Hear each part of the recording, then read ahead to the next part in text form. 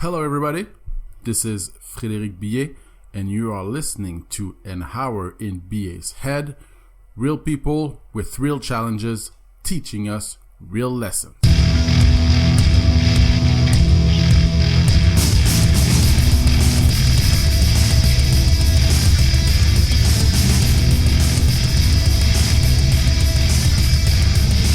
Hello.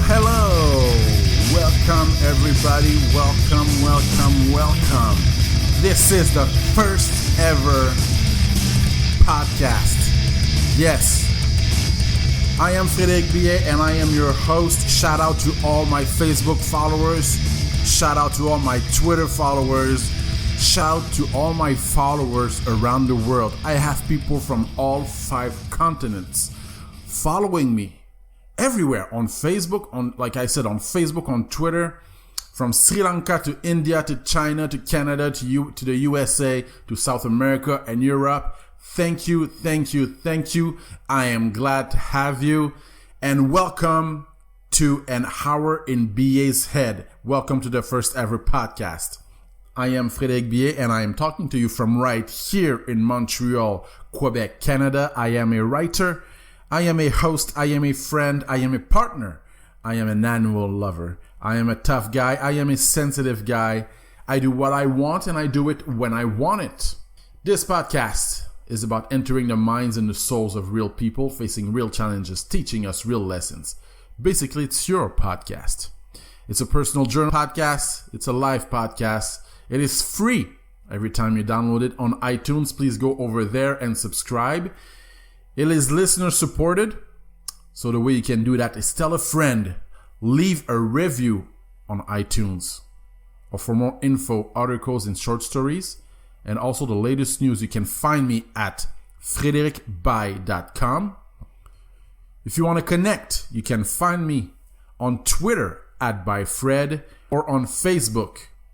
Simply type in my name, Frédéric By, writer, and you will be set. All right. For those of you who don't know me, I have a blog that drops every Mondays and Thursdays. And what is the blog about? If you need inspiration, motivation, entertainment, and everything in between, go now, fredericby.com, and subscribe. This week's podcast, our first guest ever. She's an amazing person. And today's subject will be the art of writing and how it helped me through tough times with Ghaan Ima. She is a teen fiction writer and researcher, and you're going to fall in love with her. I can guarantee you that. You're going to fall in love with her. She's a very, very insightful person. She's a funny person. She's a very upbeat person. And she has an amazing story to tell. We're going to talk about the time she lost her close relative. We're going to talk about when she decided to move out of her home country following the death of her relative. And we're going to talk about her self-discovery. What she learned through all of this. We're going to go inside, people. This is an inside show. It's going to be fascinating. It's going to be a very, very fascinating interview. So it's a very, very important show. So stay with us. All right. I'm going to take this opportunity to first tell you who I am, why I'm here, what makes this show different, and what you can expect from this show. All right, so let's get started. I would say that my spiritual journey started when I was around 19 years old. I read a lot of Mother Teresa books. I read a lot of Christian books, actually. To make a long story short, my dream at the time was to be a wrestler. I did that. I went to the United States. I went to Louisville, Kentucky for Ohio Valley Wrestling. I stayed there for almost 2 years. Back injury, came back here, and once I got my back injury, you have to understand, to be a wrestler back then for me was everything. I was a wrestler's wrestler, okay? Meaning my whole world was about wrestling. That's all I knew. If you talk to me back then, I would have to talk about wrestling. I mean, I didn't have I didn't have many subjects to talk about, to be honest. So at 21, moved out of my home, went to the United States. It was a lovely experience, lovely place. And I was, I don't want to blow my own horn, but I was pretty good. But I was very, back then, I was very unhappy. I was a very lonely guy. I felt lonely. I felt I couldn't relate to anybody. And I also felt subconsciously I wanted to know who I was besides wrestling. Because I was wrestling. I was just wrestling. I was all about wrestling. I got my back injury. Once I got my back injury, it was the perfect excuse for me to stop what I was doing. As long as I could physically go, I had no excuse to stop. Certainly, and the excuse, I am depressed, or I need to find out who I am. Hey, buddy, no. That's not a good excuse to stop, right? It sucks to get injured. I got herniated disc. I had nerve damage. And to this day, I have my small toe. It's numb. You know what I mean? It's so basically, that sucked. At the same time, I knew this was a serious injury. I had back problems for a lot of years. And back then I was 22. There was a part of me that was sad, but there was always a part of me that was relieved. And I was surprised to notice that within myself. I came back to Canada. I remember thinking, lying in my bed at home, I'm at my mom's home. And there was this thing, it came to me and said, okay, either you're going to quit your dreams or you go, you're going to dust yourself off and you're going to find out what you are meant to do on this earth. And I made the conscious decision that I'm not gonna give up on my dreams. And that little voice, that little intuitive voice, told me, you know what? If you're gonna choose that path, it's gonna be awkward. And it was like, okay, so let's go. I'm willing to do it. And I know a lot of people who are maybe listening. Hey, a lot of people realize that when they're 50. So I'm grateful to have had that experience. And I would say that's when I kind of left it to God. Okay, God, if you want me to go back into wrestling, I will. If you don't want me to go back, I'm open to it. I don't know what it is. I don't know what I'm supposed to do. Okay.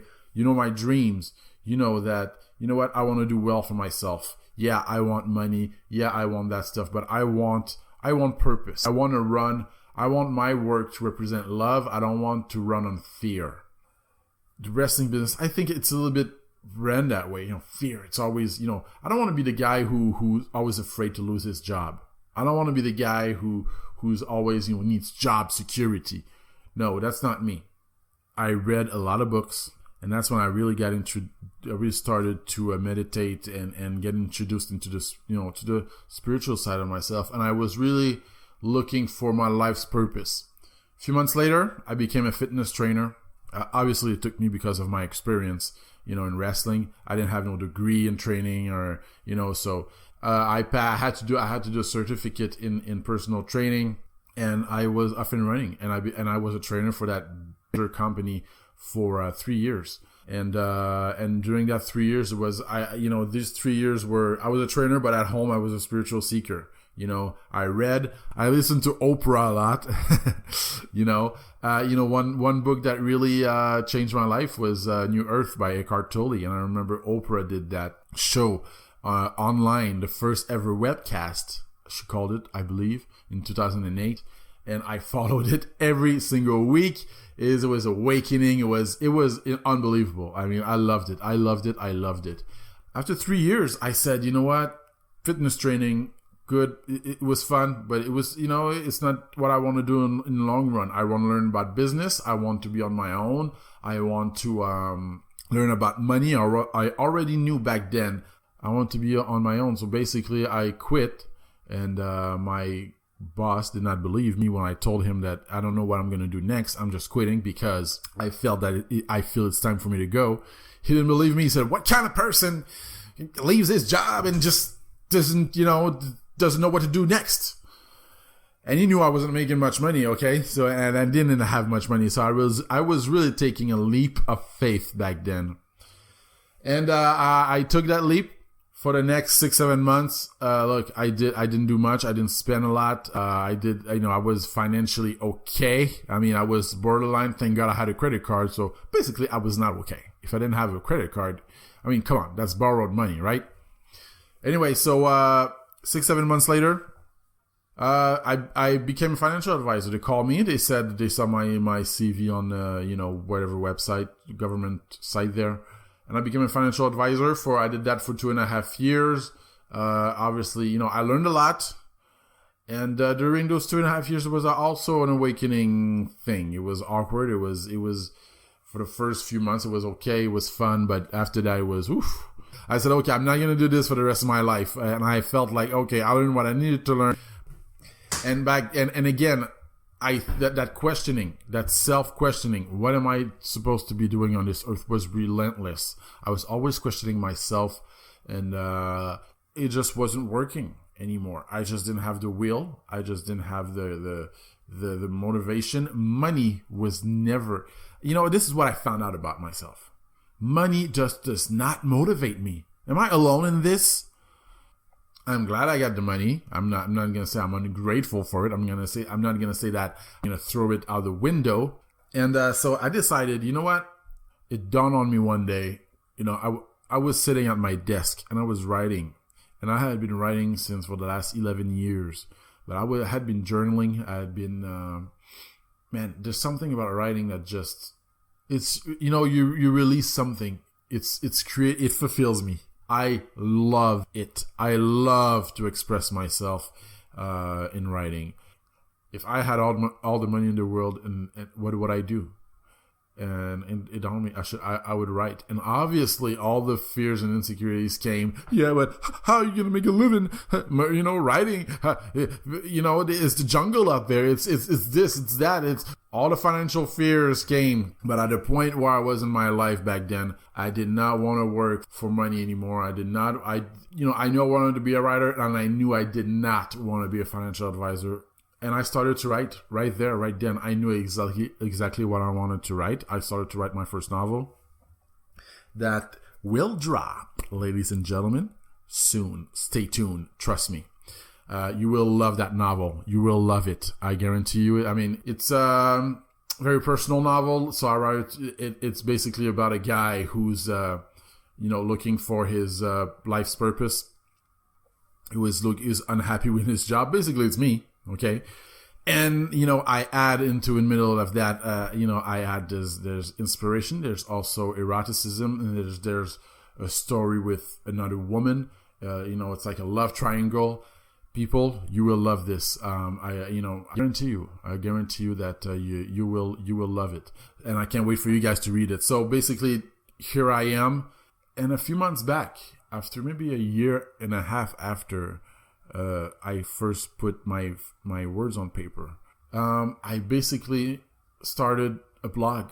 I needed something more. I needed something to expand. And this is why I'm doing what I'm doing. This is the why of the podcast. I'm doing the blog. I opened my website. I got on Facebook and Twitter. And the only reason why I do Facebook and Twitter that much is because I want to reach you guys. And you know what? I grew to love it. When there's a purpose behind using those tools for me. See, to me, it's all about purpose. All about purpose in life. It's not about, just reaching. It's all about what's the purpose of me doing what I'm doing. Why am I doing what I am doing? It's all about that. I am not, I'm not a guru. But, I don't consider myself an expert. I am a generalist. And I love to meet experts. I love to get into the minds of these people who studied psychology, spirituality, who are simply regular people like you and me. I am somewhat of a loner. This is what I noticed with a lot of writers is they are introverts. They are people who like, everything happens on the inside. Everything happens on, in the mind. You know what I mean? We are creative people. You know, it's like we need our space. We need to be alone. We need to just let our imagination run through. And sometimes it's good. Sometimes it's unhealthy. And so yeah, I'm somewhat of a loner, so this outlet is perfect for me to spew out the stuff of my brain. It just feels good to express myself. And what makes this show different? We're going to talk to real people with real challenges, giving us real lessons. It's all about sharing the human soul. My guests, they will be public people, but they will also be people like you, people like me, people who go to work 9 to 5 or not, and who have a story to tell. We all have a story to tell. Trust me. I did many interviews and recorded many interviews for you. I think the most interesting people are not necessarily somebody who did something noticeable, like who wrote the great American novel, who broke all records of ratings, and who sold the most albums. But I think the most interesting people are the people like you, struggle sometimes to make ends meet, or people who just have a regular life, and these are the people you're gonna have on this show. And that's basically it. That's what makes this show different. It's storytelling. It's nonfiction. It's inspiring. You want to relate? You want to make new friends? I will be your new friend. You will listen to me every week. You will laugh. You will cry. You will say, "Oh my God, I can't believe he said that." You will be entertained by this. So you're gonna re-question yourself. There's always that side that's you're entertaining, but at the same time, there's an education. And I believe the best education is sharing our experiences.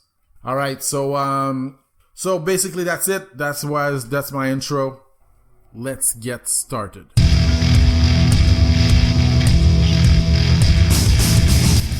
You are listening to An Hour in BA's Head. Real people with real challenges, teaching us real lessons. And this is this week's guest.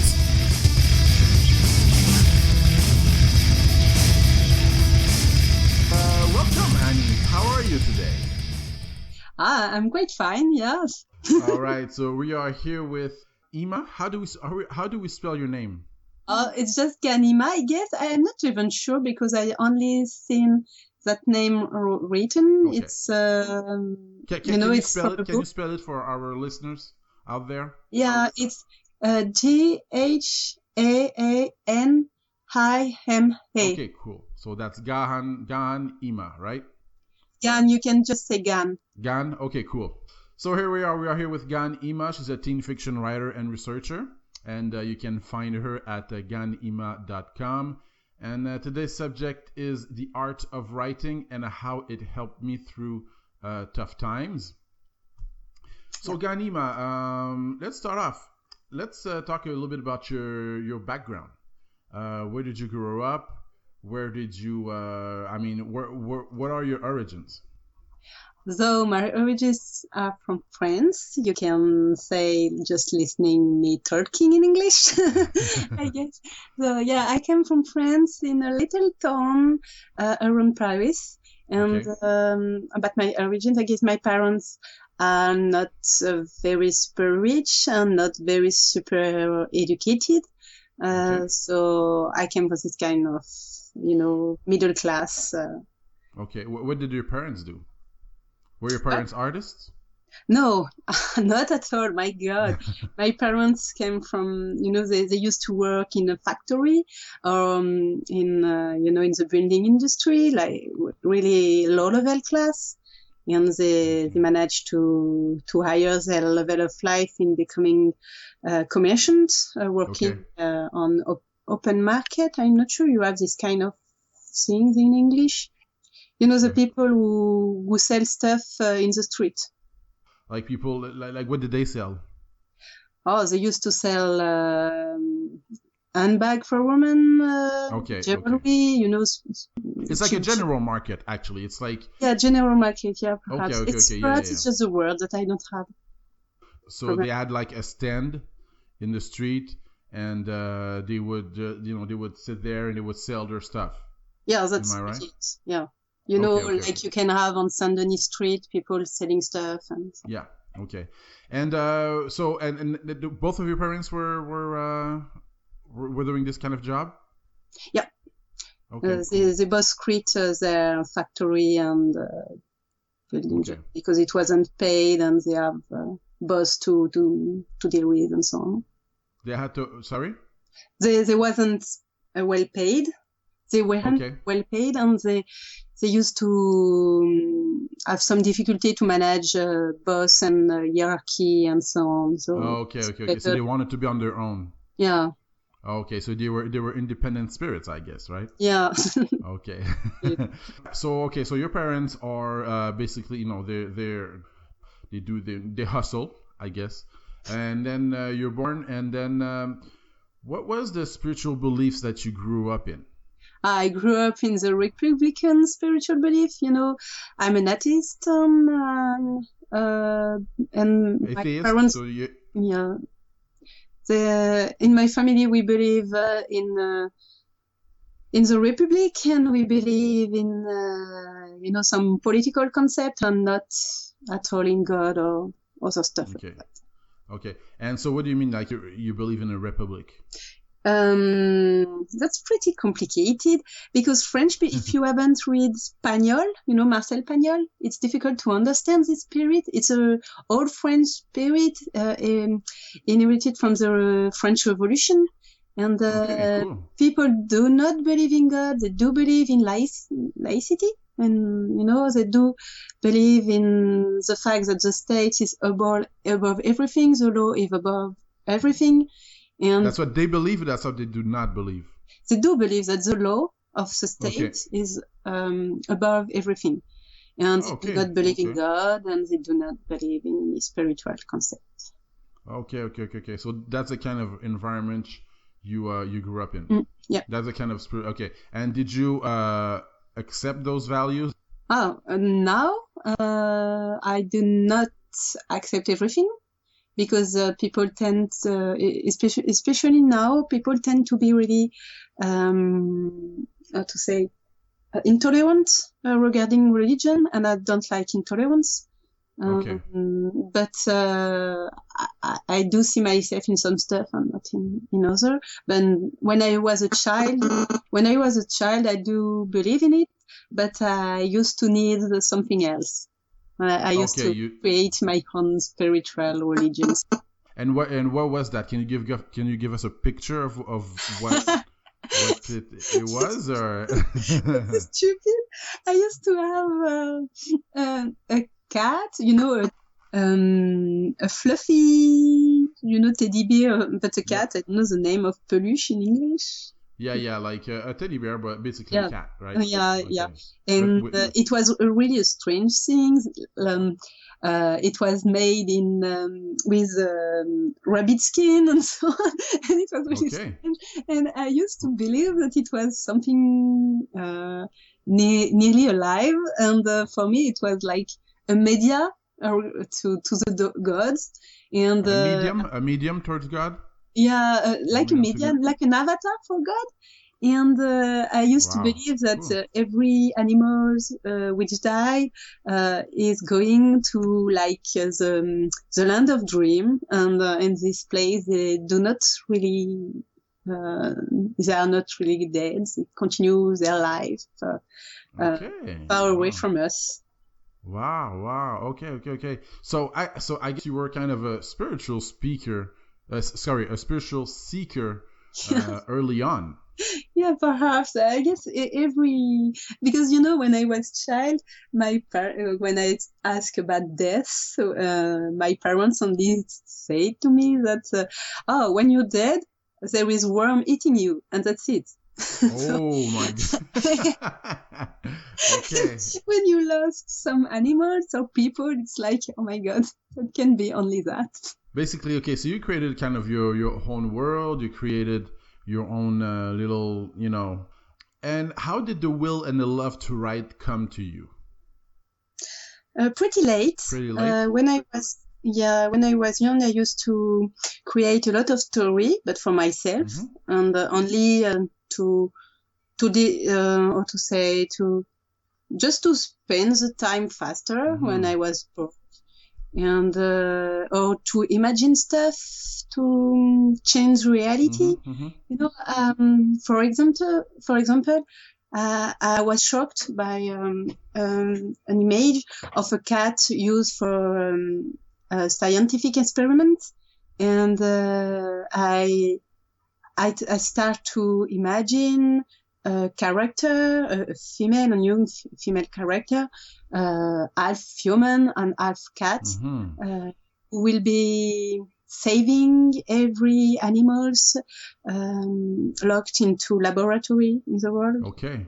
That's a way to deal with reality. Oh, okay. So you seem to have a fascination with cats. Am I right? Or... Kind of. I like cats. Because your teddy bears were cats and your characters are cats, and I see your post on Facebook with your little cat there. It's awesome. I love that, by the way. It's very cute. And I started to post my cats on Facebook. I stole that from you, by the way. If you want to have women following you, I guess cats are the best. Okay, so what age was that? So what age was the love to write come to you? That's around what age? The idea of writing come to me. I was like 15. Oh, 15. But I start with poetry, not with novels. Okay, and what were you writing about back then? Like you were writing poetry, but about what? Oh, it was about revolution, about revolution. I don't know, justice and so on. Oh. The way I see the world, in fact, when you are a teenager and you look around you, it's like, my God, the world is just mad and people are just totally stupid and cruel. And you start thinking about that. Like most teenagers, right? We're all rebellious and we're all. So what kind of teenager were you? Were you like let's say outside when we meet you outside, like at school and all that stuff? Were you more a rebellious kind of person, or were you a more calm person? Depend. At the beginning of high school, I was more like a tomboy, someone who liked to play with the boy and just really childish. And at some point I became like a punk. Oh, really? Or like some hippie, and with time, and I used to be kind of rebellious, but not in the hip hop way of things, more in the rock and roll way. Okay, wow. Okay, so you were a punk. What kind of music did you listen to? I was listening punk and Nirvana and so on. Okay. I'm this through generation. Yeah. Okay, that's cool. Okay, so now you're a young adult. Okay, so now you're kind of. I know that because we've known each other for a couple of years. I know that you've traveled to many countries. What did you study in, by the way, in your early young adult years? I don't traveled so much, to be honest. When I just I grew up in France. I made my study in France, and I just I want to precise, I'm not a young adult. No, but back then, when I was a young adult, I used to study in Paris, and I have traveled a lot in France. I have tried a lot of city, west of France, south of France, and so on. And after 3 years working at full time, I decided to use all my savings to go to Canada. Okay, cool. And what did you study in? I study physics. Okay, wow. So that's like miles away from writing. Yeah, miles away from writing. I have this joke that I often say, that I used to read science fiction when I was young, and I used to like to believe that what I loved so much in science fiction was science. But after 5 years of studying science, I realized that in fact perhaps it was fiction that I like. Okay, I get it. Yeah. So what you saw that, you know, science is like okay, miles away from like science fiction actually. Okay, I get it. Okay. And what brought, so that's what brought you into studying science? Science fiction? No, but science. Like that's what brought you to go to school. Yeah. Because I love science fiction. I love all really, you know, this strange stuff about electronics, about robotics, about the future and technological device. And I also like understanding the world. I used to be a curious child, so I like to understand the world. And the science and physics especially was the best idea for me.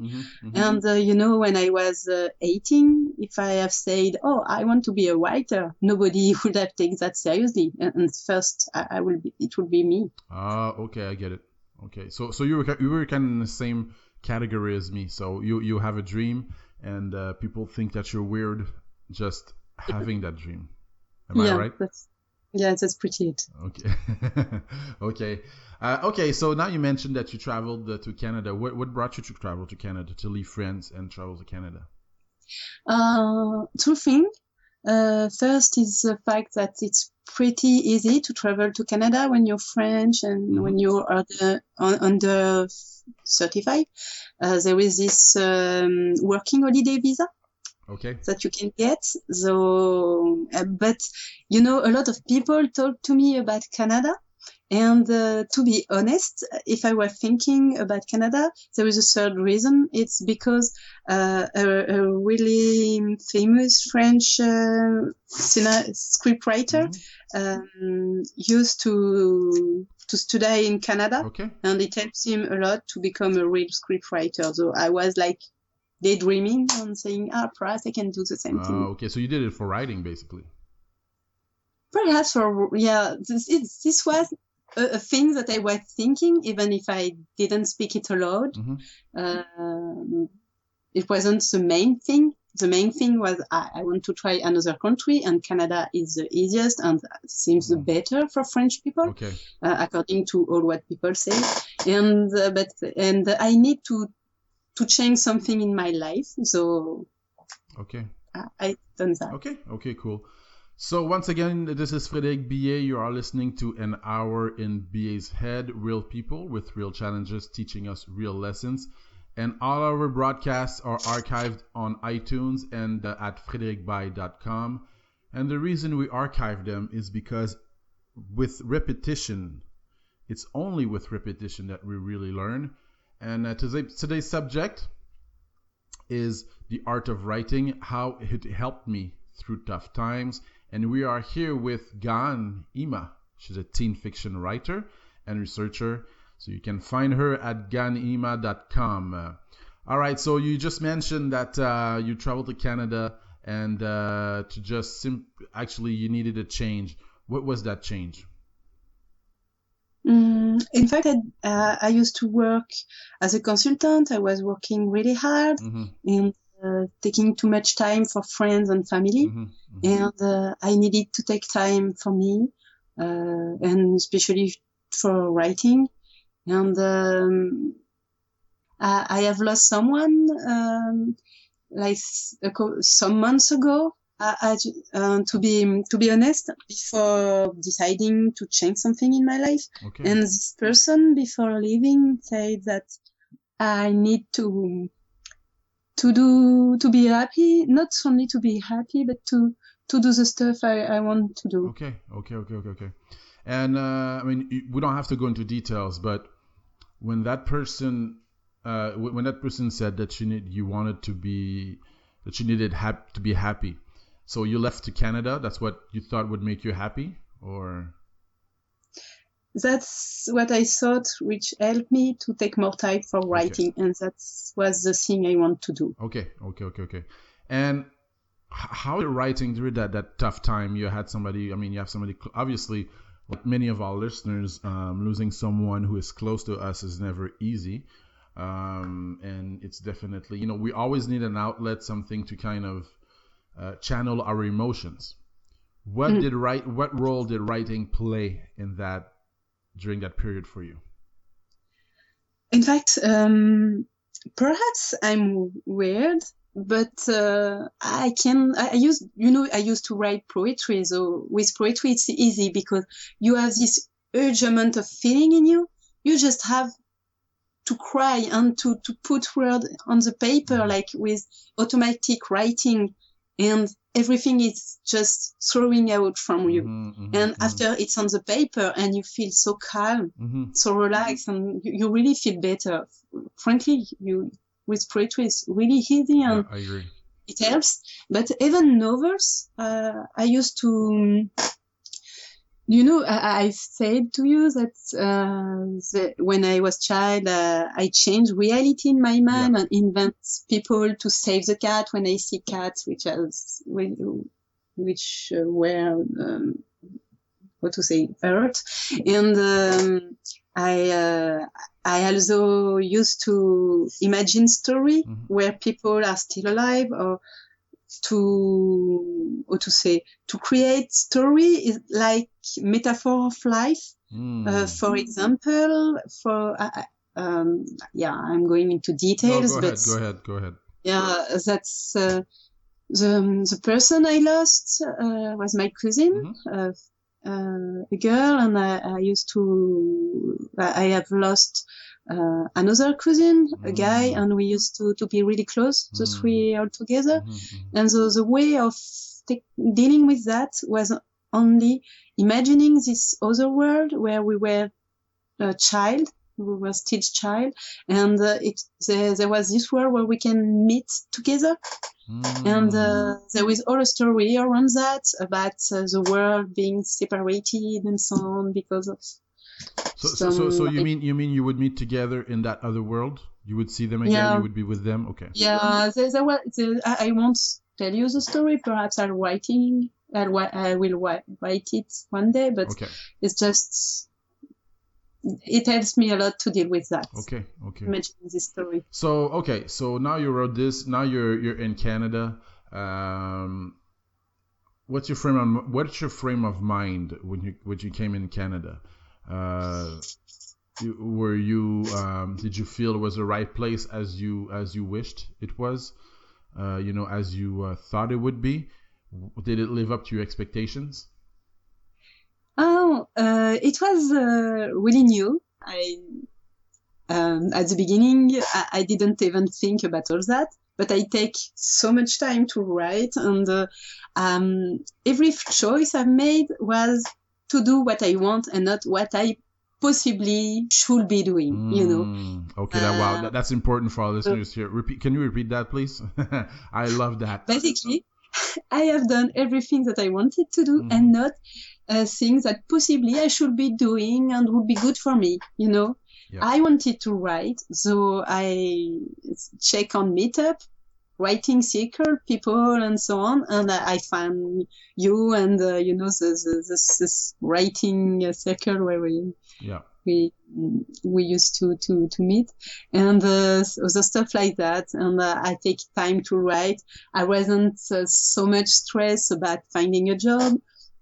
At the end, I have to find one, but I wasn't stressed with that, and I wasn't afraid. Wow. And so basically you were living in the present. Yeah. And it's really hard for me to do that. Right. I used to, and that experience just helped me to learn that. To learn to live in the present. Okay, cool. Yeah. And why was it hard to do that before? I guess because of my education and because of the French state of mind. French are the people who save money the most in the world, I guess. They all have a saving account and they don't use their money. And when they have a lot of money, they don't invest. They just keep it, just in case. Yeah. So that's part of French mentality to think about the future and to be concerned. And my parents, came from nothing, and they don't have so much stuff to let me when they will die. So it was like, you have to find a good job. You have to be a teacher. You have to be a teacher. Everything that you can be apart that will be a really wrong idea. So. Oh, okay, I get it. But did they believe in you when you said you want to be when you want to write? Not really. Okay. So it was more like you said. It was more like you should be a teacher. You should be. That's it. And how did they react when you told them you would come to Canada? Oh, they react like my mother. It was, oh, my little girl will be away, and my father, what? You are quitting your job? But it's a full time and a long term job. What are you doing? Oh my God, I know that. I know that reaction. I know how you feel. My gosh. Okay, so and when you came to Canada, were you in a relationship?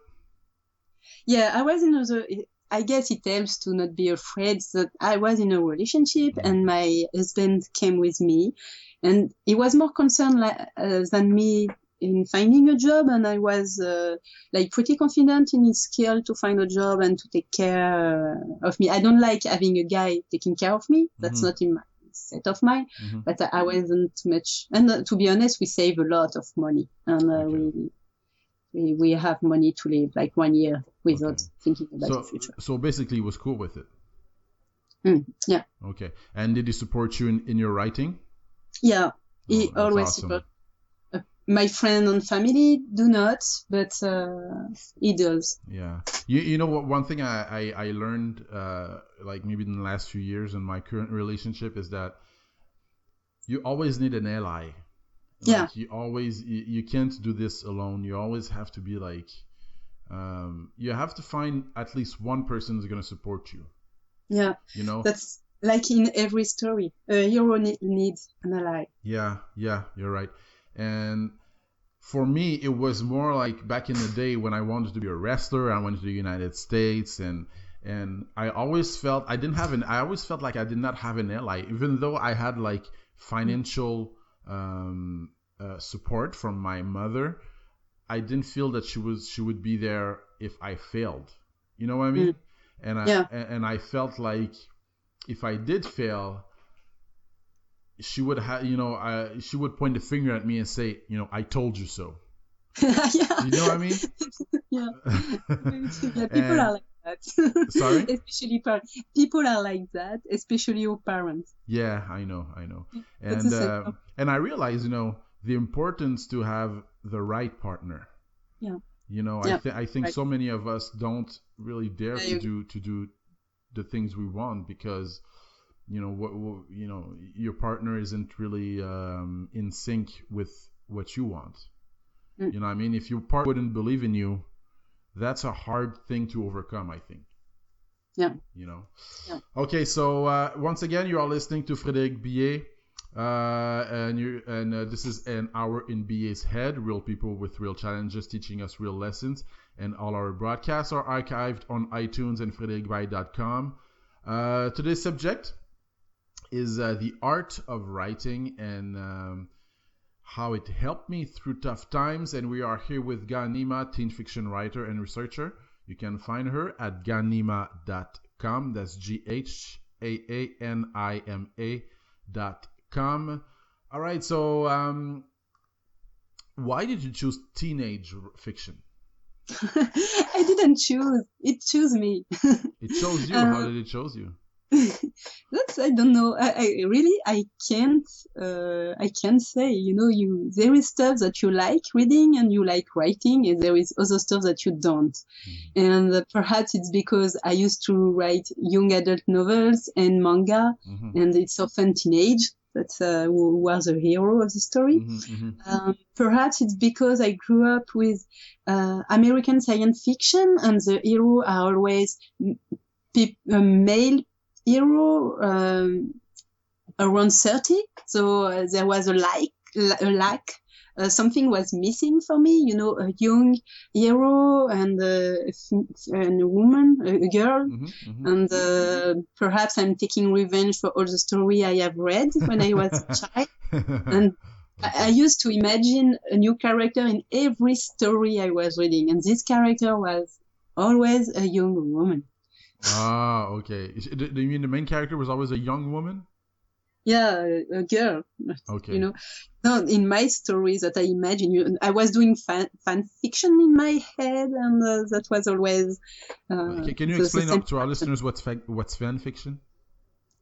Fan fiction is when you take a universe of, for example, you take Harry Potter universe and you write a story with this character and some other if you want, and you create an original story with its own challenge, its own quest, and its own, even innovation regarding the world, and you create your own story. Okay. So that's what you used to do, like most of the time back in the day. Yeah, when I was a child, I used to do that. Okay. In a teenager. And now, I mean, you're really a student of the art of writing. I mean, Yeah, I am. Your blog, that's what it talks about. I mean, I know you personally. I know you write, you read a lot on the art of writing. What's the most important lesson you've learned on the art of writing? I learn it from a writer and not from books. It's you have to finish the stuff you start. That's Robin Hobb saying that. Repeat that. You have to finish. When you start a story, you have to finish it. Okay. Even if you don't like it anymore, you have to finish it. Okay. Yeah. That's not related to method, but it tells me a lot. Sorry? It's not related to method or to writing books, but it tells me a lot. Okay, I get it. And I mean, would you say that's a major mistake writers make when they write a novel, or when they start to write a novel, is that they kind of never finish the story? What's a major mistake? That's not a real mistake. The real mistake people do that they don't. Two things. They don't are humble enough to imagine that they can be wrong in the way they have done the story, and that they could have to rewrite everything. And to be honest, I think that you have to rewrite everything at least 2 times. If you just go straight ahead into a story without thinking about the structure and so on, you will have to rewrite everything at least 2 times. Okay.